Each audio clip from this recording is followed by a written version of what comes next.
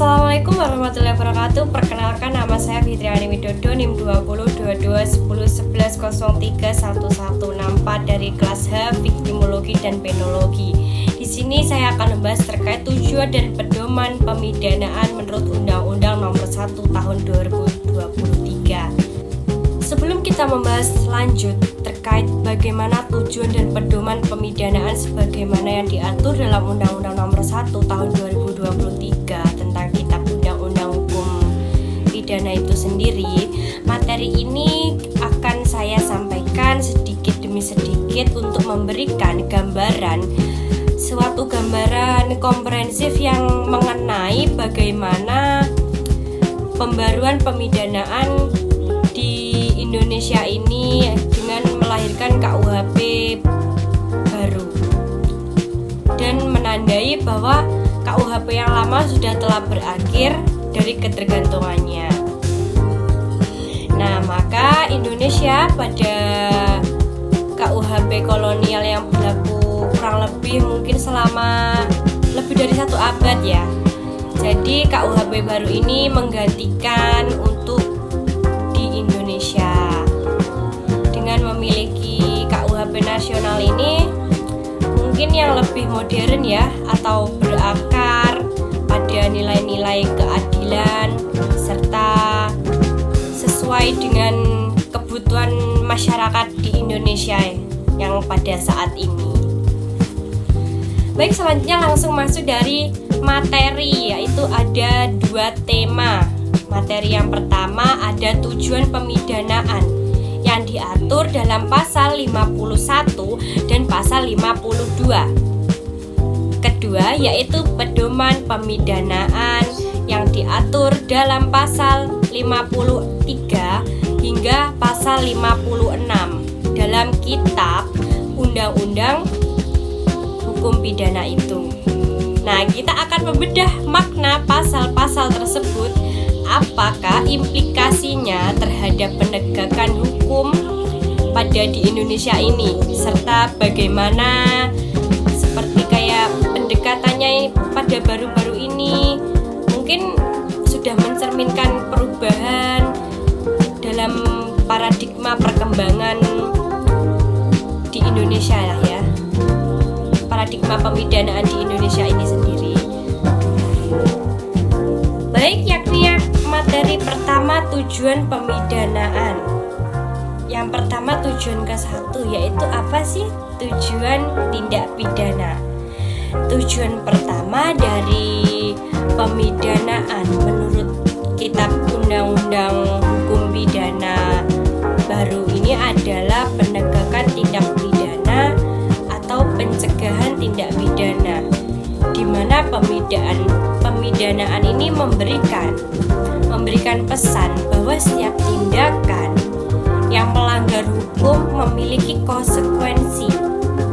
Jadi dengan demikian pemidanaan ini bertujuan untuk menjaga ketertiban sosial melalui penegakan norma yang berlaku. Jadi pencegahan dalam konteks ini bersifat ganda, yaitu mencegah apa? Mencegah masyarakat secara umum melakukan pelanggaran.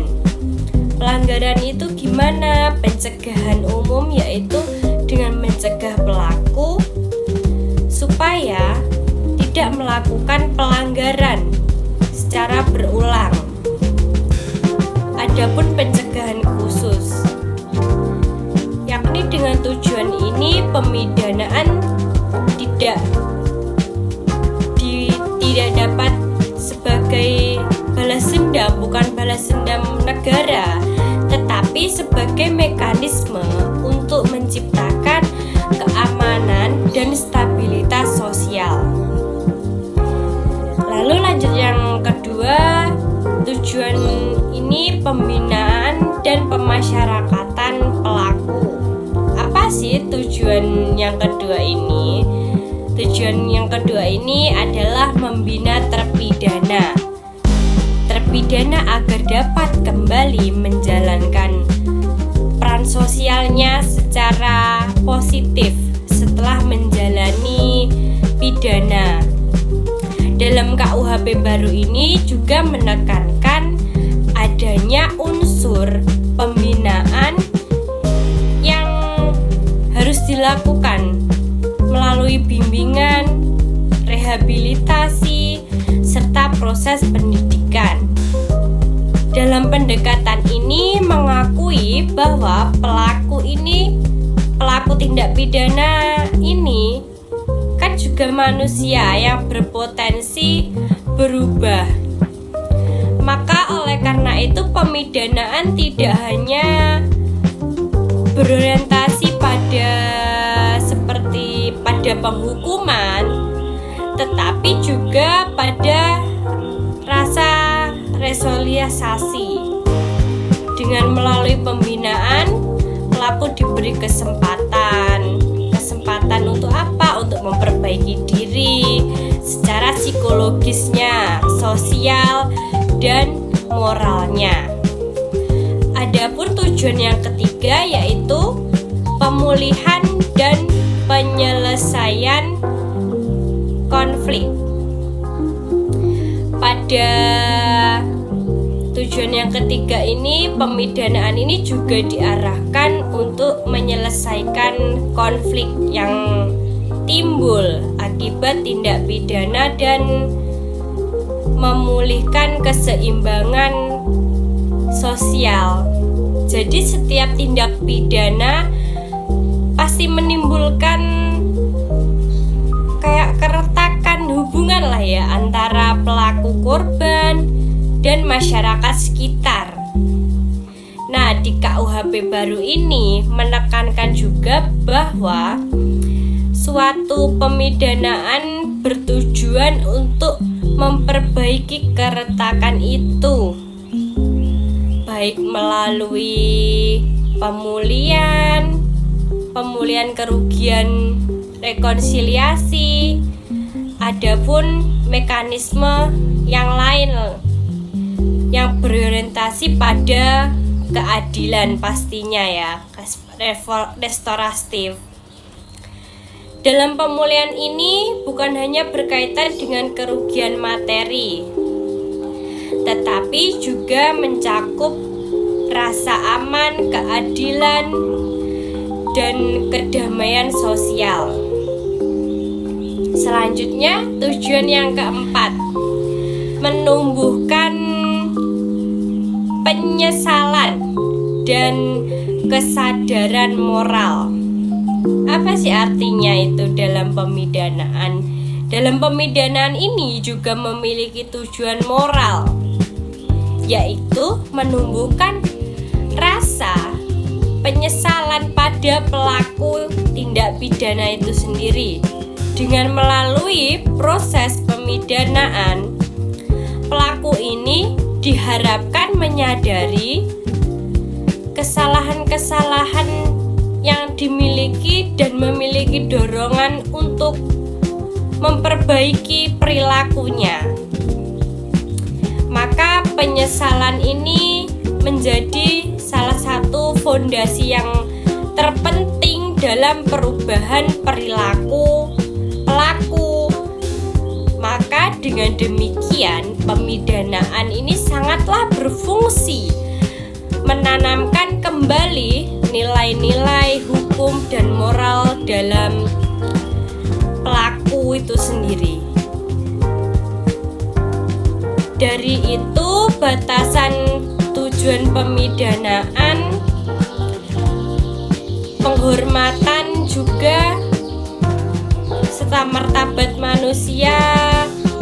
Selain 4 tujuan utama tersebut, adapun dari pasal 52 menegaskan juga bahwa pemidanaan itu tidak boleh merendahkan martabat manusia. Dalam ketentuan ini merupakan prinsip dasar dalam hukum pidana yang modern sekarang ini, yang baru. Artinya meskipun pelaku melakukan kesalahan, melakukan tindak pidana, melanggar aturan, ia tetap memiliki hak yang harus dihormati. Pemidanaan itu tidak boleh bersifat kejam, menyiksa, ataupun menjatuhkan harkat kehormatan kemanusiaan. Dengan batasan ini, KUHP baru memastikan bahwa setiap bentuk pidana harus berada pada dalam koridor kemanusiaan yang sejalan pastinya dengan prinsip hak asasi manusia. Nah, yang selanjutnya masuklah bagian yang kedua. Apa sih bagian yang kedua ini? Yaitu pedoman pemidanaan. Ada di pasal 53 sampai 56. Pedoman pemidanaan ini bagaimana sih aslinya? Nah, setelah memahami tujuan pemidanaan itu, kita beralihlah ke pedoman pemidanaan. Jika tujuan pemidanaan tadi kan menjelaskan alasan filosofis dijatuhkannya pidana, maka di pedoman pemidanaan ini menjelaskan seperti apa mekanisme dan pertimbangan yang harus digunakan hakim dalam menjatuhkan pidana. Dalam KUHP baru ini memberikan pedoman secara eksplisit ya, agar hakim dapat menjalankan perannya dengan lebih transparan, lebih objektif dan akuntabel. Nah, pedoman umum ini pada pasal 53 yaitu dijelaskan bahwa hakim wajib mempertimbangkan berbagai faktor sebelum menjatuhkan pidana. Apa sih faktor-faktor ini? Nah, jadi faktor-faktor ini meliputi kesalahan pelaku, lalu motif perbuatan, sikap batin pelaku, cara tindak pidana yang dilakukan oleh pelaku, serta bagaimana dampak perbuatan terhadap korban masyarakat. Maksudnya dalam maupun korban, dalam masyarakat gitu. Jadi tujuan dari pedoman ini adalah untuk memastikan bahwa pidana dijatuhkan secara proporsional, tidak berlebihan dan sesuai dengan konteks perbuatan yang dilakukan oleh para pelaku-pelaku itu. Nah, pedoman untuk pelaku perorangan ini ada di pasal 54 yang memberikan rincian pedoman pemidanaan bagi pelaku perorangan. Ada 10 faktor utama ya yang harus diperhatikan hakim. Jadi yang pertama itu tingkat kesalahan pelaku, yakni seberapa unsur kesengajaan atau kelalaian dalam tindak pidana tersebut. Yang kedua, motif dan tujuan pelaku. Faktor ini membantu hakim untuk memahami bagaimana latar belakangnya yang dilakukan, yang diperbuat oleh pelaku. Adapun yang ketiga, sikap batin atau keadaan psikis pelaku saat melakukan tindak pidana itu. Selanjutnya, hakim juga harus mempertimbangkan apakah perbuatan tersebut direncanakan atau spontan, dan perbuatan yang direncanakan itu dengan matang biasanya dipandang lebih serius lah ya, dengan cara tindak pidana yang dilakukan termasuk alat yang digunakan itu juga menjadi pertimbangan. Selain itu mungkin sikap pelaku setelah tindak pidana terjadi, seperti apakah pelaku menyesal atau berupaya memperbaiki dari akibat yang diperbuatnya, turut menjadi faktor penting itu pun. Dan hakim juga harus memperhatikan keadaan sosial, ekonomi pelaku, dampak perbuatan terhadap korban, dampak terhadap masyarakat, serta berpotensi kepada pelaku untuk memperbaiki diri. Dan seluruh faktor ini wajib sangat wajib dicantumkan dalam putusan hakim untuk memastikan ketransparansinya dan akuntabilitas dalam putusan. Adapun pedoman tambahan untuk kasus tertentu, pasal 55. Nah, pasal 55 ini memberikan pedoman tambahan ketika tindak pidana dilakukan dalam kondisi tertentu. Misalnya ketika pelaku merupakan residivis. Nah, yaitu seorang yang berulang kali melakukan tindak pidana, atau ketika pelaku adalah bagian dari kelompok yang terorganisasi, atau ketika tindak pidana dilakukan secara profesional.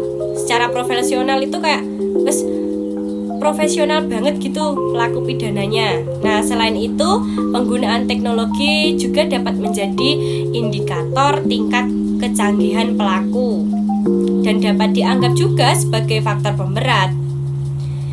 Maka tindak pidana dengan dampak sosial yang sangat luas juga menjadi alasan bagi hakim untuk menjatuhkan pidana yang lebih berat kepada pelaku.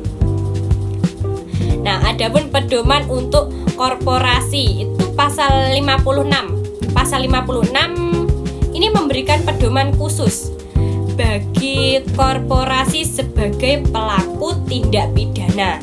Nah, dalam banyak kasus ini kan tindak pidana yang dilakukan korporasi memiliki dampak yang sangatlah besar, terutama dalam konteks lingkungan, konteks ekonomi, dan konsumen. Hakim pun itu juga harus mempertimbangkan sejauh mana korporasi ini memperoleh keuntungan dari tindak pidana itu, dan bagaimana peran pengurus korporasi, serta apakah korporasi memiliki sistem kepatuhan yang memadai gitu. Selain itu, hakim pun juga perlu mempertimbangkan upaya pemulihan yang dilakukan korporasi, termasuk ganti rugi, perbaikan kerusakan lingkungan, atau tindakan yang lain lah yang menunjukkan itikat baik. Bagaimana itikat baiknya? Itu pun ada riwayat pelanggaran korporasi juga penting untuk menilai juga apakah tindak pidana tersebut merupakan bagian pola pelanggaran yang berulang. Nah, penyampaian saya yang terakhir sebagai kesimpulan lah ya, sebagai penutup untuk Undang-Undang Nomor 1 Tahun 2023 ini sangat membawa paradigma baru dalam pemidanaan di Indonesia sendiri.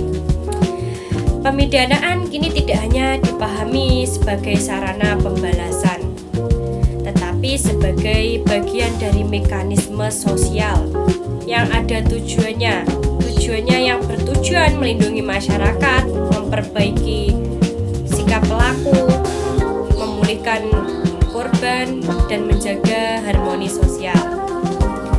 Pedoman pemidanaan juga memberikan arah yang sangat-sangat jelas bagi hakim agar menjatuhkan pidana dengan mempertimbangkan segala faktor-faktornya yang relevan, sehingga putusan menjadi lebih adil, transparan, dan bertanggung jawab.